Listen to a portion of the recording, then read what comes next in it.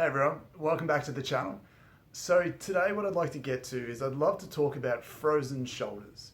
Now a frozen shoulder, or adhesive capsulitis, which it's known as in the industry, it sucks. It's something that if you've got it and you've found your way to this video because you're looking for some answers, you'll know very, very well that it's quite a frustrating issue to have. And that's generally for two reasons. The first reason is that it often tends to come out of nowhere, where you weren't necessarily doing something and then you fell and hurt yourself and you have the problem. It's something that just gradually comes into your life, becomes worse, and then you're just stuck with it for a long period of time. The second reason why it's a frustrating condition is that it can hang around for a long period of time. What we generally suggest is that a frozen shoulder, at least when I first started as a physical therapist, this idea that once you've got it, you almost have to wait it out until your body's sort of rights itself. And for some people, that can be 12 months, it can be 2 years potentially. And to tell someone that they have a problem for 2 years and they're not necessarily going to find that relief is quite challenging for that person. So if you are one of those people, let us know in the comments below. It's something that can be quite mentally challenging as well as physically challenging because the pain can be quite significant and it can just hang around for a long time, which is something that just sucks, plain and simply. So hopefully in today's video, what I can get across is I would love to just do a quick rundown of what frozen shoulder is, because for some reason I don't think a lot of people, particularly who have it, but just in general, the perception of what it is, I think we're sort of missing the point a little bit. The second thing is I sort of want to talk about why it happens. So what it is and why it happens, I think, are really important to understand, because if we're trying to fix this and stop it from coming back again, we need to understand both what it is and what's brought it to that point. And the third thing is I just want to touch on one exercise that I find really, really useful to combat a frozen shoulder. It's probably something that you haven't seen before unless you've seen some of these videos before. It's completely different to the standard approach of just doing the stick exercises and forcing your arm into a better position. It's much more enjoyable to do. It's potentially a lot more sort of faster acting than anything that you may have tried before. So please hang around to the end of the video and we'll go through that together. So I guess the first thing that I wanted to touch on with this is what a frozen shoulder is. And it's a pretty ugly term. It can be a daunting thing to be given that label of. But essentially all a frozen shoulder is inflammation and stiffening of the shoulder capsule. And what a shoulder capsule is if you can picture your shoulder joint as a ball and socket joint, you've got the head of your arm as it attaches to the cup of your shoulder blade as it sits on the side here. What your body has is because, well, not just because it's a ball and socket joint, but most joints in the body are wrapped up in a really thick, tough connective tissue called a capsule. So it's just like putting your shoulder joint in your shirt and just bunching that up, and that's essentially what the capsule is like. And what happens is that capsule becomes inflamed, becomes irritated and sore, and it becomes stiff. So instead of having this full range of motion to use at your discretion at the shoulder, all of a sudden we get this clamp where your sort of shoulder range of motion is severely limited, and it can jam up and cause you pain as you get to the limits of that range. Now, as we said, it can be very, very painful and it can hang around because traditionally we're sort of waiting for something to change to hope that it gets better. But to understand what you need to do to navigate this minefield a lot faster and a lot more successfully, we need to talk about why it happens. So I guess if you look at the literature, if you speak to a lot of physical therapists, if you look on the internet, a lot of people say that it happens insidiously or it happens spontaneously without reason. But what we find clinically is it's not necessarily the case, because for that capsule to become stiff and irritated, it has to sort of get to a point where it's had enough and then tips over into that phase. And I guess this probably isn't a sexy conversation, but the single biggest reason why that I see people have a shoulder capsular problem or adhesive capsulitis or a frozen shoulder is that shoulder's constantly in a bad shape. So what we see with the shoulder capsule is in a good position, where your shoulders are back and and your upper back's in a good position, it's not too rounded. That shoulder joint is supported by the muscles of your shoulder, and all the connective tissue and soft tissue that's supposed to hold it in a good place does. Now the problem is if we get sucked into a position where we're slouching, whether that's always on the mouse or using a computer, or if you're playing an instrument, doing some arts and crafts, or you're just sitting down driving for a while or watching TV, if you're in that sort of rounded, slouchy shoulder shape, the constant weight of the arm pulling against gravity or with gravity basically tensions up all the tissue. So if I'm pulling down from here, then all the tissue that connects my shoulder to the shoulder blade, or my arm to the shoulder blade, sorry, even all the tissue that connects my shoulder to my back and upper neck, that's consistently under tension all the time. And it's not necessarily a significant enough of a threat in that moment to cause an instant problem. But over a long period of time, all your body is being asked to do is adapt to that shape. So the extra tension means that it has to get tighter and stiffer to buffer that position. And what we often forget is that the arm, as it just drops and hangs there, we're basically hanging off the passive tension of that shoulder capsule, particularly at the back of the shoulder. And over time, it becomes stiffer. And if that tissue becomes stiffer and tighter and stiffer and tighter and overloaded, and it reaches that threshold, like any tissue in the body, it can become irritated and sore. So I guess to answer the question of why or what causes a shoulder capsulitis or a frozen shoulder, it's not that interesting, but the underlying cause is poor positioning, which overloads that tissue to the point where it breaches that threshold, tips over into being a problem. Now, one of the other things that's worth mentioning is a lot of people that do develop a frozen shoulder or an adhesive capsulitis, there can often be a lot of stress, whether that be past stress or significant stress or trauma, or constant current day stress, which is consistently increasing, I guess, the nervous system and its ability to, to buffer that dysfunction. So if you are, I guess an example is if you are a dog that's consistently barking at the front fence, or you're the dog that's asleep and relaxed, if you have a bad posture or some bad technique, the dog that's barking at the front fence is more likely going to experience pain and an incident faster or sooner, because it's already heightened. So it's already threatened. The entire threat level of the body is raised. So the threshold for dysfunction is lowered, and you get there faster. So just a quick piece on that. It's important that if you do suffer from a frozen shoulder and you feel like your pain is quite significant, it's important to take a step back and assess how stressed you are, how fearful of things you might be, whether you feel really frustrated about something, if you've had some significant trauma in the past or going through something quite challenging at the moment. Those sorts of things can sort of mesh in with this shoulder dysfunction, turning it into something more significant. So we can't neglect the fact that it can be, in a lot of cases, more than just a mechanical shoulder problem.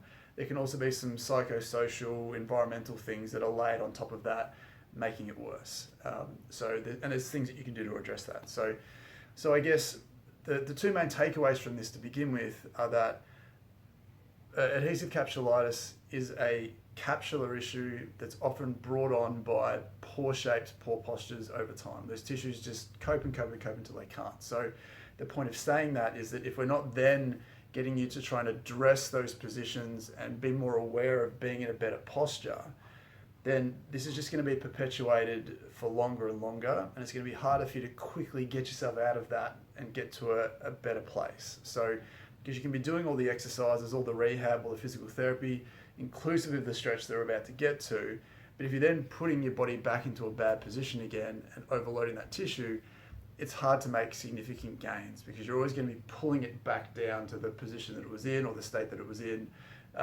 and you're not going to have that sort of consistently clear run at getting it better. So if you have a frozen shoulder and you haven't been educated on what a good posture feels like, or you haven't developed the awareness to tell whether you're in a good posture or not for the entire day, essentially, you've got to work hard on that because it's a crucial piece of why it happens and why it doesn't go away as quickly as possible, because the habit that got you to that point has to change or has to improve, at least for the time that you're trying to get it better. And hopefully that habit stays on forever, but if you regress a little bit, you're not going to have the consequences attached to it. So there are two things to take away from, I guess, frozen shoulders. Now, I think more importantly, we want to give you an exercise that you feel actually does something. One of the problems that I see consistently with a lot of rehab programs and a lot of exercises that you'll see on the internet, and maybe some of the advice that you'll get from the industry, is that we tend to focus on exercises that don't get to the root cause or the root problems associated with a frozen shoulder. So if we know that the shoulder joint capsule has become stiff and tight, a lot of the broader exercises, like the stick exercises where you grab a stick and you sort of force that shoulder to bend more, a lot of the pressure and a lot of the force is coming from away from the shoulder. So you're not necessarily getting a specific loading or a specific action at the shoulder joint and through that tissue, and you're more likely to jam up that tissue as opposed to help it free up. And I think one of the things that we can do really well as physical therapists is we can get into that shoulder joint when you come in to see us and mobilize that tissue specifically to make it more malleable, and then hopefully you'll see some range of motion gains, some decreases in pain immediately after that treatment. But for the purpose of this video, we want to make sure that you have the confidence and the capabilities to do something significant at home, because you might have an hour of physical therapy with us, but there's still another 15 or 16 waking hours that day, and then multiple days throughout the week where you may not have hands-on therapy. So if you're consistently chipping away at this range of motion, then you're going to make those consistent gains, and your rehab's going to be condensed into weeks to months, and not necessarily months to years, which is far too common with frozen shoulder. So again, to reiterate, the exercise we want to address, or we want to go through, addresses shoulder capsular stiffness, not necessarily the muscular tightness around it or the joint stiffness through your neck and back that can be associated with it. We're trying to target something that specifically frees up the joint capsule. So this is what it is. So it's a very simple exercise. Now, again, we've done this on the channel before, and I'll try and link it to the top here with the eye if you want to look at it specifically. It wasn't in context of a frozen shoulder, but it's still, I guess, a rehash of this exercise. So basically what we're trying to do here is we want to get you onto your hands and knees. Now, if we remember that the majority of the capsular tightness tends to happen at the back because of those rounded shoulder positions. So we want to put your shoulder in a position that biases the back of that shoulder without jamming up the front and irritating your symptoms. So we need to find a position that feels completely safe and completely comfortable. Otherwise it becomes counterproductive. It's just not good enough to make you feel sore. This should be a really beneficial exercise. So how we want you to do this is we want to make sure that your back is nice and straight. So we don't want you too rounded or too dippy through your spine. But we also want your shoulder blades back. So we don't want you in this sort of rounded shoulder position. We want the shoulder blades back as best as you can. And the other thing we want to get you to do is, with the pit of your elbow, we don't want that to be facing across or your elbow facing outwards.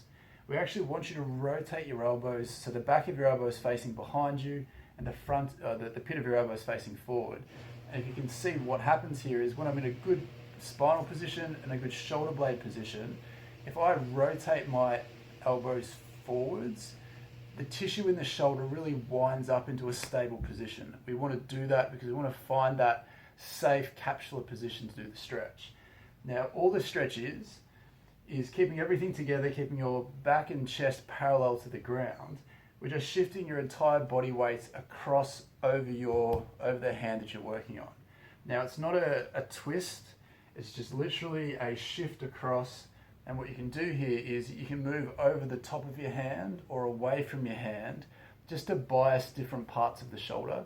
So we want to make sure that you find a pressure spot at the back here, and imagine that that arm is pushing out the back of your shoulder, the back corner of your shoulder. So if you're doing this and you feel like it's jamming up here, then just come off that position a little bit. So introduce a little bit more flexion if you have it. Don't go as far into the stretch, and try and find a position that you feel gives you some great pressure here, but nothing at the front, nothing jams up. And if you feel like that works for you, that's great. What we can do to make this even more specific is we can take the elbow out of it and just drop down into onto your elbow. So same thing again, back straight, shoulder blades back as best as you can, and then just shifting across and up or down depending on where you feel the best expression of that tightness is. Now, you don't have to do this on the floor, obviously. It can get quite awkward, as that position probably showed, but it's great to do on a tabletop, on a bench. You can do it on a soft surface, but the point is that you're in a position and you shift across to that side, and you can bring it up or down depending on where it feels comfortable. And you want to hang out there for 30 seconds, a minute, 2 minutes, obsess over it throughout the day. As long as you're not irritating anything more towards the front and you're always feeling pressure and tension at the back, it's a brilliant exercise. The reason why it's a brilliant exercise, and I probably should have done this to start with, but when you check out your range of motion, what should happen immediately is if you're someone who gets stuck down here and you can't do that without starting to cheat because your shoulder hurts and it's stiff, you should immediately feel like you've got more range of motion to explore that range. So if you start here, you should find that hopefully it gets up to here or further depending on how well you did it.